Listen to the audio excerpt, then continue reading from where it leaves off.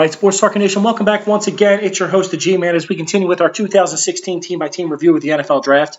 Today, we're going to talk about, I forgot my slot, we're going to talk about the Chicago Bears today.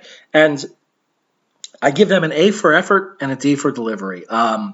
They were aggressive. I think, and everyone seems to think that the New York Giants were going to jump on their first-round selection if they didn't move ahead of them, so they did aggressively, moving up a couple slots.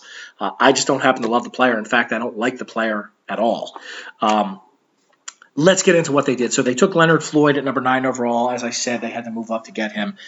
I'm not sure what everyone sees in him. I know he's long and he's lean, and he got after the passer in a great conference, college, truth be told.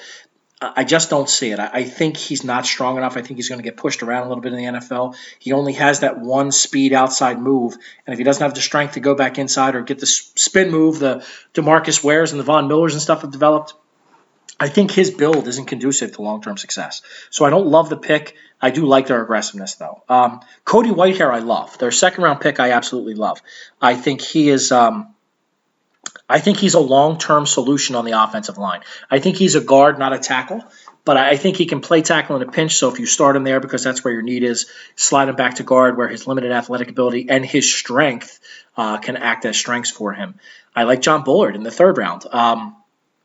They need defensive help, desperately need playmakers, but I think Bullard can actually provide a pass rush from the inside, so I think he's a decent selection as well. Nick Witkowski, I think he'll be a fan favorite. I think he's okay. I think he's limited athletically, so I'm not sure. Unless you put him in a true middle linebacker slot without coverage responsibility, I think he's going to be exposed. So I think at best he's a two-down backer, and I'm not sure he even has the speed to do that. DeAndre Hall and Deion Bush, also in the fourth round. They address needs. They went after guys in the secondary. Again, not who I would have selected there. They had the Zach Sanchez's of the world. We're still sitting out there. But they did go after needs, and if that's the players they like, then I understand it. Jordan Howard in the fifth round, I think, is an interesting selection and one that helps. I think between he and Jeremy Langford, I think Kadeem Carey is going to wind up being the odd man out. But I think between the two of them, they can split time. They can do what everybody in the NFL is doing now, and that's rotate backs. And I think he can help in that regard. Fifth round was very late for him, so I think he's a steal. DeAndre Carson in the sixth round, don't know that much about him.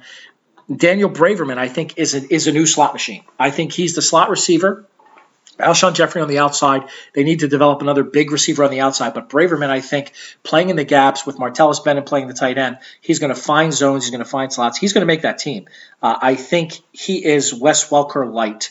I think he's a little faster than Welker. I think he's a little bigger than Welker. But I think, Welker certainly had the ability to find those seams. Braverman has to prove it, but he was highly productive in kind of an up-tempo offense. So overall, because of what I consider the miss and the reach on Floyd in the first round, I give them a B- for this draft.